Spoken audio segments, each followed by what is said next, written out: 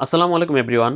বাংলাদেশের Asia cup এবং বাংলাদেশ এবং আফগানিস্তান মধ্যকার সিরিজের কারণে কিন্তু একদমই আমরা এনসিএল টি-20 লিগের দিকে কিন্তু আমরা ফোকাস দিচ্ছি না।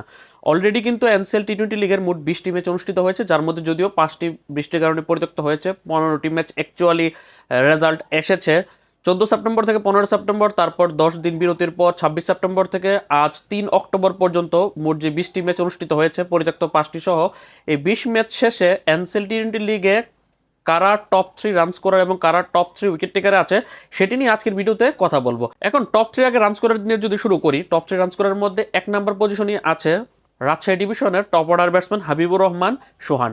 ডানাতি এই ওপেনার ব্যাটসম্যান এবছর রাজশাহী ডিভিশনের হয়ে যে 5টি ইনিংসে খেলেছে, 5টি ইনিংসেই ওপেনিং করেছে। এর মধ্যে 5 ম্যাচ খেলে বা 5 ইনিংসে ব্যাট করে সে 194 রান করেছে, 38 অ্যাভারেজ এবং প্রায় 200 স্ট্রাইক রেটে, 190 প্লাস স্ট্রাইক রেটে। দুইটা 50 দেখা সে পেয়েছে, 94 বেস্ট, 18টি চারের সাথে 13টি ছক্কার মার কিন্তু সে মেরেছে। হাবিবুর রহমান সোহান যে 5টি ইনিংসে ব্যাট করেছে, এর মধ্যে 2টি ইনিংসে সে সিঙ্গেল ডিজিটে আউট হয়ে গেছে, 3টি ম্যাচে ডাবল ডিজিট ক্রস করেছে, যার মধ্যে একটি ম্যাচে 14 বলে 23 রান, খুব একটা ভালো হয়নি। বাকি 2টি ম্যাচে মূলত মূল রানগুলো করেছে। এর মধ্যে একটাতে 45 বলে 94 রান করেছিল, 6 রানের জন্য সেঞ্চুরি করতে পারেনি, এবং আরেকটাতে 35 বলে 67 রান করেছে। অর্থাৎ 5টি ইনিংস খেলে 5টি ইনিংসের মধ্যে 2টি ইনিংসে কিন্তু সে সফল হয়েছে এবং দুর্দান্ত লেভেলের সফল হয়েছে। তারপর যদি আমরা চলে যাই 2 নম্বর পজিশনে কে রয়েছে, 2 নম্বর পজিশনে রয়েছে চট্টগ্রাম ডিভিশনের টপ অর্ডার ব্যাটসম্যান ডানাতি মাহমুদুল হাসান জয়। সবচেয়ে চমক জায়গা নিয়ে খবর হচ্ছে এটা, যাকে আমরা টেস্ট ব্যাটসম্যান হিসেবে চিনি, যার ঢাকা লিগে কীরকম 50 ওভার ফর্মেটে কীরকম পারফরমেন্স করে সেটা নিয়ে আমাদের কোনো আগ্রহ নেই। সে টি-20 ফর্মেটে কিন্তু দুর্দান্ত পারফর্ম করছে। সে এখন পর্যন্ত 4 ইনিংস ব্যাট করে 166 রান করেছে, 55 ওভারেজ এবং 166 স্ট্রাইক রেটে। দুইটা 50 দেখা সে পেয়েছে, 78 সর্বোচ্চ, 12টা চারের সাথে 12টা ছক্কা সে মেরেছে। তার মানে তার হাতেও পাওয়ার আছে ছক্কা মারার, কারণ 12টা চারের সাথে 12টা ছক্কা মেরেছে মাহমুদুল হাসান জয়ের মতো একজন ক্রিকেটার। চট্টগ্রাম ডিভিশনের হয়ে সবগুলো ম্যাচই সে ওপেন করেছে। জয় যে 4টি ইনিংসে ব্যাটিং করেছে, এর মধ্যে 2টি ইনিংসই সে ফ্লপ পারফরমেন্সই করতে পারেনি। বাকি 2টি ম্যাচে দুর্দান্ত পারফর্ম করেছে। একটিতে 37 বলে 71 এবং আরেকটিতে 48 বলে 78 করে অপরাজিত ছিল। এই 2টি ম্যাচের একটিতে অপরাজিত, 2টিতে দুর্দান্ত ব্যাটিং করেছে এবং জয় আরও কয়েকটা ম্যাচ খেলার তো সুযোগ পাচ্ছে। অবশ্যই তাকিয়ে থাকবো যে শেষ পর্যন্ত জয় টপ 5-এ থাকে কিনা। এখন পর্যন্ত তো টপ 2-তে আছে।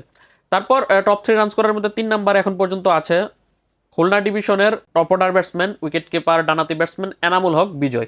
এনামুল হক বিজয় 4টি ম্যাচ খেলেছে, যেখানে 158 রান করেছে, 52 ওভারেজ এবং 143 স্ট্রাইক রেটে। একটি 50 দেখা সে পেয়েছে, 72 সর্বোচ্চ তার ব্যাটিং ফিগার, এবং 15টি চারের সাথে 5টি ছক্কা সে মেরেছে। প্রথম 2টি ম্যাচে 3 নম্বর পজিশনে খেলেছে, কিন্তু পরের 2টি ম্যাচে ওপেনিংয়ে খেলেছে। মূলত প্রথম 2টি ম্যাচে সৌম্য সরকার ওপেন করেছে। এখন সৌম্য সরকার আমরা জানি যে টি-20 জাতীয় দলের ডাক পেয়েছে।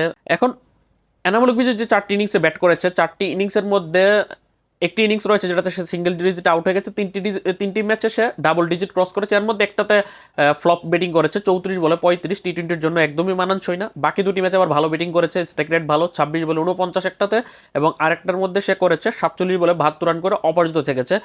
মোটামুটি ভালো পারফরমেন্স কিন্তু বলা যায়। এখন টপ 3 উইকেট টেকারের মধ্যে যদি চলে যাই, টপ 3 উইকেট টেকারের মধ্যে 1 নম্বর পজিশনে আছে চট্টগ্রামের অফ স্পিনার মোহাম্মদ রুবেল। মোহাম্মদ রুবেল সে 4টি ম্যাচ খেলেছে, যেখানে 4 ম্যাচ খেলে 6টি উইকেট শিকার করেছে, মাত্র 4.56 ইকোনমি রেটে। টি-20-তে 4.5 ইকোনমি রেটে, 24 রানে 3টা তার সর্বোচ্চ বোলিং ফিগার। সে যে 4টি ইনিংসে বল করেছে, 4টি ইনিংসই দুর্দান্ত ইকোনমি রেটে বল করেছে। রিসেন্টলি কিন্তু চট্টগ্রামের যে রিজনাল টি-20 টুর্নামেন্ট হয়েছে, সেখানেও কিন্তু রুবেল কিন্তু খেলেছে এবং সর্বোচ্চ উইকেট শিকারী হয়েছে সেখানে সে। তারপর এই এনসিএল টি-20 লিগে আজ 3 অক্টোবর পর্যন্ত টপ 3 উইকেট টেকারের মধ্যে 2 নম্বর পজিশনে আছে খুলনা ডিভিশনের ডানাতি মিডিয়াম পেসার রবিউল হক। সেও 4 ম্যাচ খেলে 6টা উইকেট শিকার করেছে, তবে ইকোনমি রেটটা অনেক বেশি, প্রায় 8.5 8.36, আর বেস্ট বোলিং ফিগার হচ্ছে 32 রান দিয়ে 3 উইকেট। এখন টি-20-র জন্য আদর্শ ইকোনমি রেট হচ্ছে 7-এর কাছাকাছি থাকলে, কিন্তু 8 বা 8-এর উপরে গেলে কিন্তু অনেক বেশি রান দিয়ে কিন্তু দিয়ে এটাকে ভালো বোলিং বলা যাবে না, যদিও উইকেট শিকারীর তালিকাতে 2 নম্বরে। কিন্তু 3 নম্বর টপ 3 উইকেট টেকারের মধ্যে 3 নম্বরে রয়েছে রংপুর ডিভিশনের ডানাতি মিডিয়াম পেসার আলাউদ্দিন বাবু। এখন পর্যন্ত রংপুরের হয়ে 4 ইনিংসে বল করে 6টা উইকেট শিকার করেছে।